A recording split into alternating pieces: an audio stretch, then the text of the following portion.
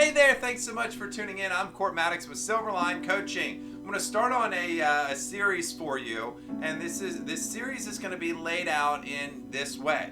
The first process to being able to create different habits and create different outcomes is to think differently. We have to think differently in order to change the outcome, but there are other steps in between. And so I'm going to lay out the steps for you in this video, and then the follow-up videos to this, I'm actually going to dive in deeper with each one of these steps. So first, think different. You're going to think different. The second is speak different. Now, this is not only your verbalized communications, this is your non-verbalized body language as well as your self-talk.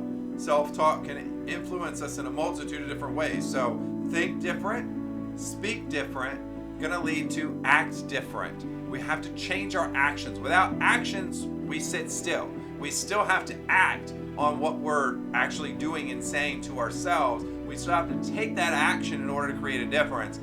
And lastly, to be different. Think, speak, act, be.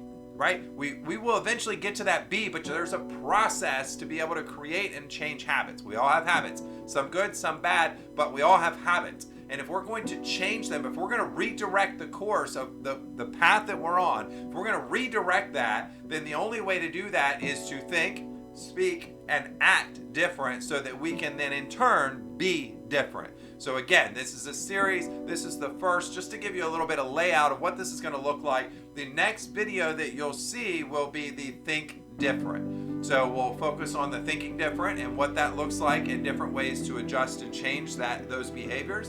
And then we'll lead into the speak, the act, and ultimately the be. Thanks so much for tuning in. I look forward to hearing from you throughout this series. And if you have any questions, always here to help. Thanks and take care.